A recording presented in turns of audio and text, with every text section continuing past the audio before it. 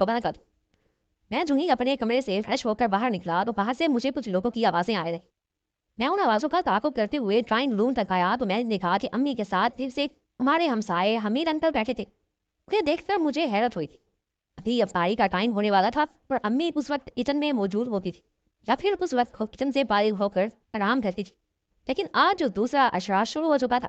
हर 5 दिन बाद मुसलसल हमीद अंकल ऐसे ही आते और अम्मी के साथ बैठते। लेकिन एक बात थी कि जैसे ही वो आकर अम्मी के साथ बैठते, अम्मी मुझे किसी ना किसी काम से बाहर भेज देती। आज भी जब उन्होंने मुझे आते देखा तो मुझसे कहने लगी कि बेटा जाओ, रखनी के लिए तय नहीं है, बाहर से लेकर आ। मुझे ज़रूरत है, चटनी बनानी है और साथ ही साथ रायता भी बनाना है। मैं झुकती हुई नजरों से हमीद अंकल को देखते हुए खामोशी से सर झुकाता बाहर निकल गया। लेकिन आज मेरे दिल में एक अजीब सी हलचल मची हुई। मैं चाहता था कि आज मैं हमीद अंकल और अम्मी के बारे में प्लान कर ही रहूंगा कि आखिर ऐसी कौन सी बात है कि हमीद अंकल अपनी बीवी को खर्चा देने की बजाय हर 5वें दिन अम्मी के पास आ जाते हैं, उन्हें ज़कात के पैसे देते हैं, न जाने कितना वक्त उनके साथ रहते हैं। जब मैं आता हूँ तो अम्मी गुसल खाने नहीं चाहती, हमीद अंकल तो वैसे ही जा चुके होते हैं। मुझे समझ नहीं आती थी, लेकिन आज मुझे ये राज जानना था। उन दोनों को एक साथ देखकर मेरा सर शर्म से झुक जाता था और मैं खुद से भी घिन करने लगता था। लेकिन फिर सोचता था कि मैं अपनी माँ के बारे में ये क्या सोच रहा। मुझे शर्म आनी चाहिए, लेकिन मैं क्या करता। उन दोनों के दरमियान ना जाने क्या ऐसी गुफ्तगू होती थी या फिर ऐसा क्या होता था मुझे वो घर से बाहर भेज देती थी। जब मैं आता था तो अम्मी गुसल करने क्यों जाया करती थी। मैं अब जवान हो रहा था, मुझे हर चीज़ के बारे में इल्म भी था, मैं काफ़ी समझदार भी था। इसलिए मुझे अब उन दोनों पर शक होने लगा था। आज मैंने काफ़ी दिनों से सोचने के बाद जब इस नतीजे पर पहुंचा कि आज जब मुझे अम्मी किसी काम से बाहर भेजेंगी, मैं जल्दी से घर में ही कहीं छुप जाऊंगा। फिर देखूंगा कि आखिर उन दोनों के दरमियान होता क्या है। अम्मी ने मुझे पैसे दिए, अब मैं बाहर की तरफ जाने लगा।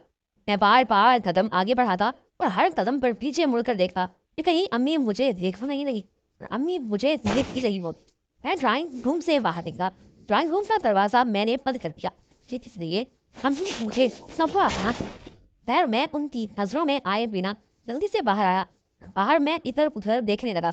ऐसी कौन सी जगह है जहाँ से मैं छुपकर उन दोनों को देख सकूं। अभी मुझे ख्याल आया कि ड्राइंग रूम की एक खिड़की बाहर सहन की तरफ खुलती है। सहन में एक शीशम का पेड़ भी है, जिसके पीछे मैं आसानी छुप सकता। अंदर का तमाम नजारा मुझे आसानी दिख सकता है। मैं भागता हुआ उस खिड़की की तरफ गया और मैंने झांक कर देखा, वो दोनों अभी भी बैठे थे, आमने सामने थे। मैं जल्दी से पेड़ के पीछे छुप गया। अम्मी कुछ लम्हों बाद उठी और ड्राइंग रूम का दरवाजा खोलकर बाहर झांकने आई। अल्लाह का करम हुआ कि मैं वहां से छुपा हुआ था, इसलिए वो मुझे नहीं देख पाएगी। फिर वो कमरे में आई, खिड़की की तरफ आ गई। उनको आता देख मैं जल्दी से उस पेड़ के पीछे छुप गया। अम्मी अपनी मुकम्मल तसल्ली कर लेने के बाद पीछे मुड़ी। मैंने एक बार फिर से झांकना शुरू कर दिया। मेरा दिल आहिस्ता आहिस्ता धड़कने लगा। मुझे आज उनके दरमियान का राज मालूम करना था। तो मैं सोच रहा था, सब कुछ वैसा ही था, लेकिन मेरा खून भी खोल रहा था। दिल कर रहा था कि अभी जाऊं और इन दोनों को खरी खरी सुना दूं। अपनी माँ को ये कह दूं, आपको शर्म आनी चाहिए ये काम करते हुए। किसी गैर मर्द के साथ आप अपने घर में इस तरह रोजे की हालत में अकेले वक्त थी। क्या आपको इस चीज का इल्म है, आपका रोजा कबूल हो जाएगा। आपको शर्म आनी चाहिए। एक जवान बेटे के होते हुए आप ऐसा कर रही हैं। हमीद अंकल को भी गिरबान से पकड़कर मैं बाहर निकाल दूं, लेकिन फिर भी जो मेरे दिल में था मैं उसको अपनी आंखों से देखना चाहता था। लम्हों बाद अम्मी जाकर एक बार फिर से उनके आमने सामने बैठ गई। की आवाजें भी आसानी मुझ तक पहुंच रही थी। मैं खामोशी से बैठ गया और उन दोनों को देखने लगा। और फिर उसके बाद जो कुछ मैंने देखा उसको देखकर मेरे पैरों तले से जमीन निकल गई। मुझे यूं लगा जैसे आसमान मेरे सर पर आन पड़ा हो। मुझे समझ नहीं आ रही थी आखिर ये क्या बात हो रही है, उन दोनों के दरमियान क्या चल रहा है। मुझे कुछ समझ में नहीं आ रही थी। क्या जैसे हो रहा था ये वाकई में सच था। मुझे तो हैरत होने लगी। मेरा नाम उमर है, मेरी उम्र तकरीबन 30 साल है। जब मैं पैदा हुआ तो मेरे पैदा होने के 2 माह बाद ही मेरे अब्बू का इंतकाल हो गया था। मेरे पापा एक आर्मी ऑफिसर थे। वहां पर वो बहादुरी से लड़ते हुए एक जंग में शहीद हो गए। उनकी शहादत के बाद मेरी कफालत का जिम्मा मेरी अम्मी ने ले लिया था। मेरी अम्मी नहायत ही शरीफ और बहुत ही नरम मिजाज की थी। उन्होंने मुझे बेहद मोहब्बत से पाला था। अभी भी मुझे किसी चीज़ की कमी नहीं हो रही थी। बात थी कि जब मेरे बाबा शहीद हुए थे, उसके बाद जब तक दादा जिंदा रहे हम दादा अबू के साथ उसी घर में रहते रहे। लेकिन जैसे ही दादा अबू की वफात हुई اس کے فوراً بعد ہمیں گھر سے نکال دیا گیا، یہاں تک کہ ہم کوڑی کوڑی کے محتاج ہو گئے تھے۔ میری امی نے مجھے پالنے کے لیے سوچ جتن کیے تھے، ابھی وہ سینہ پھڑونا کرتی، ابھی لوگوں کے گھروں میں جا کر برتن مانجتی، تبھی وہ کچھ نہ کچھ چھوٹا موٹا سامان بیچنے کے لیے گھر میں رکھ دیتی ہے۔ پھر وہ بیچ کر گھر کا گزارا چلایا کرتی تھی۔ بابا کی پینشن بھی جب آتی تھی اس سے گھر کا کرایہ نکل جاتا تھا، اور پھر اس کے بعد ایک بار پھر سے ہماری وہی غریبوں والی روٹین شروع ہو جاتی تھی۔ لیکن میری ماں مجھے یہ زندگی بالکل نہیں دینا چاہتی تھی۔ میری ماں چاہتی تھی کہ میں پڑھ لکھ کر اپنے باپ کی طرح ایک اعلیٰ عہدے پر فائز ہو جاؤں، آرمی آفیسر بنوں۔ لیکن ابھی میں پڑھ ہی رہا تھا اور میری پڑھائی پر خرچہ بھی بہت آنے والا تھا۔ امی کا کہنا تھا جب دادا ابو کی وفات کے بعد ہمیں اپنے گھر سے نکالا گیا، وہ مجھے دیکھ کر در در پھٹک رہی تھی۔ وہاں اس دنیا میں کوئی نہیں تھا، میرے ننیال میں پہلے ہی کوئی نہیں تھا۔ جب ننیال سے بے قصت لڑکی دھکے مار مار کے گھر سے نکال دیا گیا، وہ ہم تو بالکل ہی بے سہارا ہو گئے تھے۔ بس ایک دادا ہی تھے جن کے سہارے پر ہم رہ رہے تھے، لیکن اب دادا بھی نہ رہے تھے۔ امی مجھے لیے در در کی چوپیں کھا رہی تھی، جب وہ مجھے لیے در در بھٹکنے تھکے کھانے کے بعد بے حال ہو کر اسی دکان کے آگے بے ہوش ہو کر گر پڑی تھی۔ حمید انکل ہی انہیں اٹھا کر اپنے گھر لے گئے تھے۔ امی یہ بھی بتاتی تھی کہ وہاں پر جانے کے بعد انہوں نے امی کا بہت سارا خیال رکھا تھا، لیکن ان کی بیوی اس بات پر بہت بگڑی تھی۔ لیکن انہوں نے ہم پر بہت ہی ترس کھایا تھا۔ اپنے ہی محلے میں ہمیں ایک کرائے کا گھر بھی لے کر دے دیا تھا، جس کا کرایہ ہر مہینے وہ بھر دیا کرتے تھے۔ بچپن میں تو یہ بات مجھے کافی نارمل لگتی تھی، لیکن جیسے جیسے میں بڑا ہو رہا تھا ویسے ویسے میرے خیالات اس چیز کے بارے میں کافی حد تک بدلنے لگے تھے۔ کیونکہ جب بھی ماہ رمضان آتا تو ہر 5 دن بعد حمید انکل زکوٰۃ کے کافی سارے پیسے لے کر امی کے پاس آ جاتے، امی کو وہ زکوٰۃ دے دیتے۔ مجھے ابھی اچھا نہیں لگتا تھا، نہ تو زکوٰۃ لینا اچھا لگتا تھا اور نہ ہی کسی کا زکوٰۃ دینا اچھا لگتا تھا۔ بار بار حمید انکل کا اپنے گھرانہ مجھے خوف میں مبتلا کر رہا تھا، مجھے ان کا اپنے گھرانہ بہت غصہ دلاتا تھا۔ جب بھی میں امی سے اس بارے میں بات کرتا وہ ہمارے گھر میں کیوں آتے ہیں، امی مجھے ڈانٹ دیا کرتی اور کہتی کہ کسی کو اس طریقے سے گھر میں آنے سے منع نہیں کرتے، تو وہ تو ہمارے محسن ہیں۔ ہم پر انہوں نے اس وقت احسان کیا تھا جب ہمارا اس دنیا میں کوئی نہیں تھا۔ بعض اوقات دل کھینچتے ان کے رشتوں سے بڑھ کر بھی ہونے لگتے ہیں۔ اب دیکھو ہمارے خون کے جو بھی رشتے تھے سبھی نے ہم لوگوں سے اپنا منہ موڑ لیا تھا، لیکن یہ ہمارے لیے بالکل غیر تھے۔ پر انہوں نے ہمارا اتنا خیال رکھا جب ہمارے پاس 2 وقت کی روٹی نہیں ہوتی تھی، اب بھی انہوں نے ہمارے گھر میں روٹی بھجوائی تھی۔ ہم جتنے بھی ان کے احسان مانے اتنا کم ہے۔ میں ان کی بہت شکر گزار ہوں، ان کے احسانات کرے ایسی تبھی ہوں کہ میں اب ان سے کچھ بھی نہیں کہہ سکتی۔ یہ میرے محسن ہیں اور میرے پورے وقت میں انہوں نے میرا بہت ساتھ دیا ہے۔ جب اپنے مکر گئے تھے تو تب میرے ساتھ ہی یہی کھڑے۔ امی کی آنکھوں میں آنسو آ جاتی اور امی یہ بات کہتی، میں خاموش ہو جاتا، لمحے بھر کے لیے خود سے شرمندہ ہونے لگتا۔ میں ایسے کیسے سوچ سکتا؟ لیکن اس ماہ رمضان میں جب پہلے عشرے میں 5ویں روزے پر وہ آئے وہ مجھے نارمل سی بات لگی تھی۔ لیکن اس روز امی نے مجھے کچھ پیسے دے کر گھر سے باہر بھیج دیا تھا تاکہ میں کچھ سودا سلف وغیرہ لا سکوں۔ میں تو خاموشی سے چلا رہا تھا، لیکن جب میں واپس آیا اسی وقت میں نے دیکھا کہ حمید انکل ہمارے گھر کے دروازے سے باہر جا رہے تھے۔ جب میں اندر داخل ہوا امی غسل خانے میں جانے کے لیے بالکل تیار کھڑی تھی۔ مجھے دیکھ کر وہ جلدی سے کہنے لگی، یہ سامان کچن میں رکھ دینا، میں نہانے کے بعد آ کر افطاری بنانا شروع کر دوں گی۔ مجھے کچھ عجیب لگا تھا، حمید انکل بھی مجھ سے نظریں چراتے ہوئے باہر چلے گئے تھے۔ مجھ سے بات بھی نہ کی تھی، اس چیز نے میرے دل میں کچھ غلط خیالات ڈال دیے تھے، لیکن میں نے خود کو بہت مرمت کرنا شروع کر دیا تھا۔ میں یہ سب سوچنے کے لیے خود کو بہت روکے ہوئے تھا۔ اس روز میں نے خود کو لان تان کر کے خود کو سمجھا لیا تھا، لیکن اگلے روز گزر جانے کے بعد 10ویں روزے پر ایک بار پھر سے وہ زکوٰۃ کے پیسے لیے موجود ہوئے۔ یہ پیسے دیکھ کر میں نے کہا، انکل جی آپ پچھلے 5 دنوں میں ہی تو اتر زکوٰۃ کے پیسے دے گئے تھے، یہ کیا ہے؟ تو ہمیں زکوٰۃ کی ضرورت نہیں ہے۔ پھر وہ میرے کندھے پر ہاتھ رکھ کر بولنے لگے کہ بیٹا دیکھو اب تم بہت بڑے ہو گئے ہو، میں جانتا ہوں اب تم مردوں جیسی خصوصیت اپنے اندر بھی رکھنے لگے ہو، تمہیں زکوٰۃ صدقہ خیرات وغیرہ یہ سب کچھ بہت برا لگتا ہے، لیکن دیکھو بیٹا جب تک تم کمانے لائق نہیں ہوتے تب تک یہ صدقہ اور یہ زکوٰۃ خیرات وغیرہ تمہارے گھر پر آتے ہی رہیں گے۔ میں جانتا ہوں کہ تم اور تمہاری ماں بہت خوددار ہو، کبھی بھی تم لوگ یہ چیز نہیں لینا چاہتے، لیکن تمہارے حالات مجھے دکھائی دے رہے ہیں، اسی لیے میرے جاننے والے لوگ بھی مجھے زکوٰۃ کے پیسے دیتے ہیں تاکہ میں ضرورت مندوں تک یہ زکوٰۃ کے پیسے پہنچا دوں۔ इसलिए मैं इस बार भी ये 10,000 तुम्हारी अम्मी के हाथ पर रखने के लिए आया हूँ। बेटा मुझे शर्मिंदा मत करो। मैं चाहता हूँ कि जिस तरह हमारी ईद और हमारा रमजान बेहतरीन तरीके से गुजर रहा है, बिल्कुल आप उन लोगों का भी उसी तरह से गुजरे। और मैं हर माह रमजान में आप लोगों को दूसरे लोगों से भी ज़कात लेकर दिलवाता हूँ। फिर इस बार ऐसी क्या बात है कि आप ये नहीं लेना चाहते? ये बात सुनकर अम्मी बाहर आई। मुझे उनके साथ बातें करता देख कर वो मुझसे कहने लगी, क्या कर रहे हो?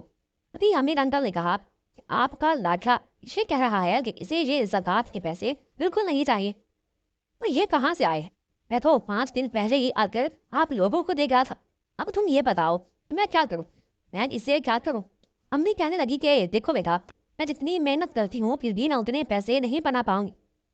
तुम्हारी फीस भी अदा कर सकूँ, घर के लिए राशन भी दिलवा सकूँ, घर का किराया भी अदा कर सकूँ। हमारे बाप की जो पेंशन आ रही है वो भी कितनी नहीं है, वो हमारे घर का गुजर बसर चला सके।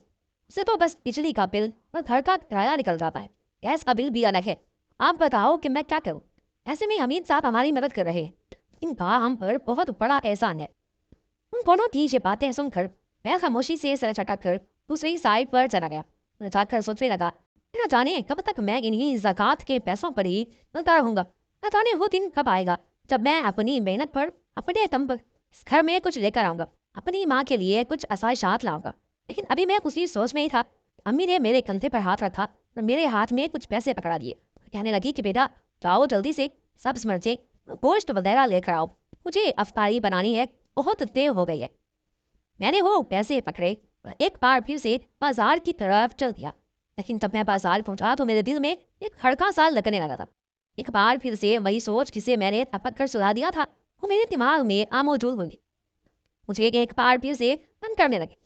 वो बात ये थी कि ना जाने ये जो मुझे आधा घंटा यहाँ पर लगता है, उस आधे घंटे में अमीर अंकल और अम्मी के दरमियान क्या होता होगा? अम्मी भी मुझे इसी वक्त क्यों भेजती हैं?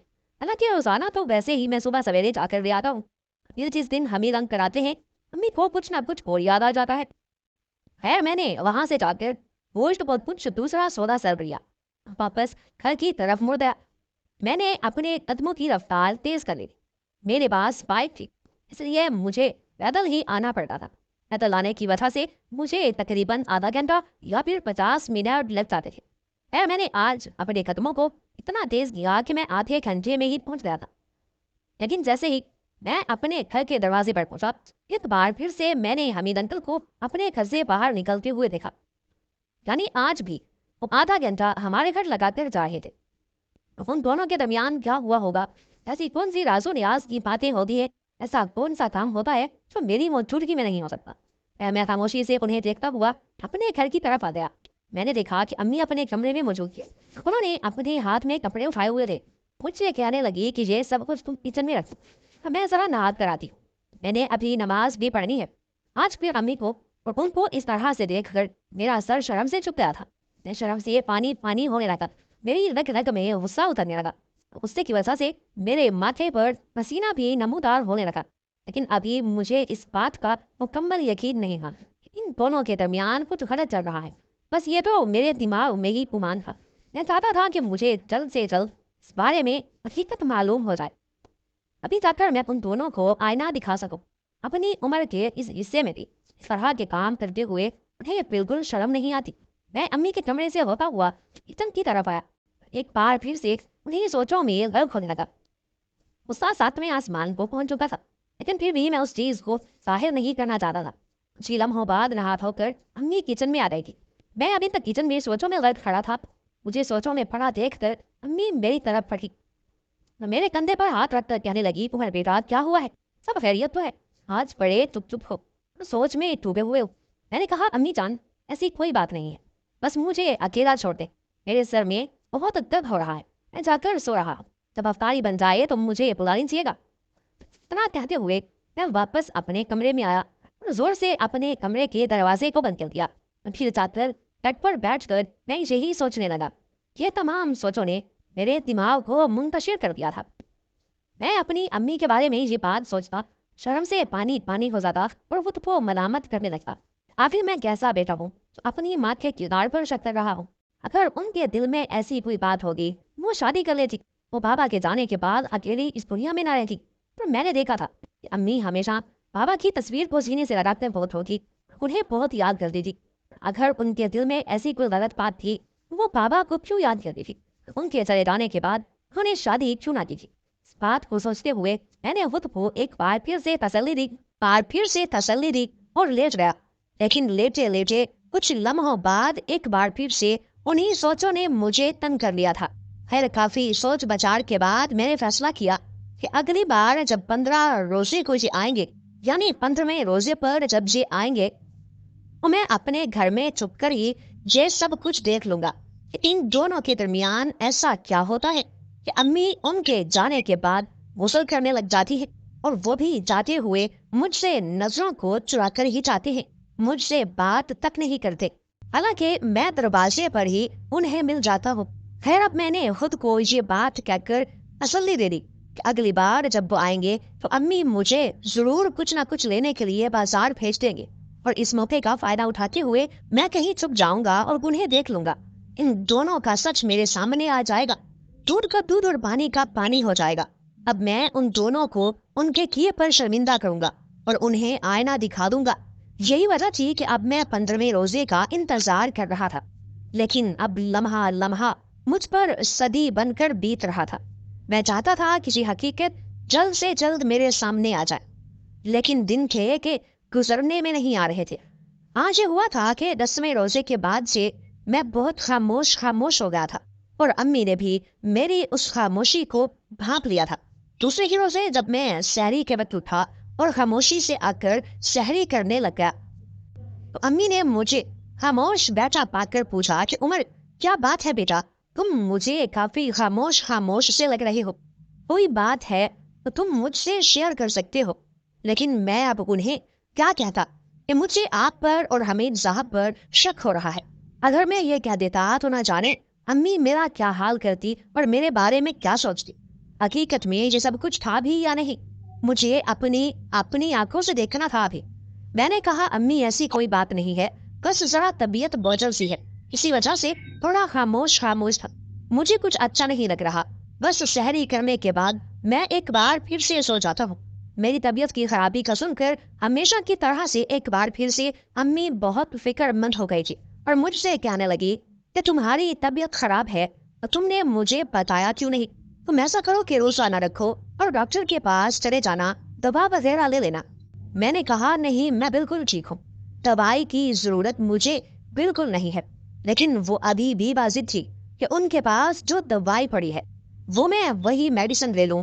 तो मैंने अम्मी के सामने हामी भरते हुए कहा कि अच्छा ठीक है, सहरी के वक्त आप मुझे वो दवा दे देना, मैं खा लूंगा, इंशाल्लाह मैं बिल्कुल बेहतर हो जाऊंगा।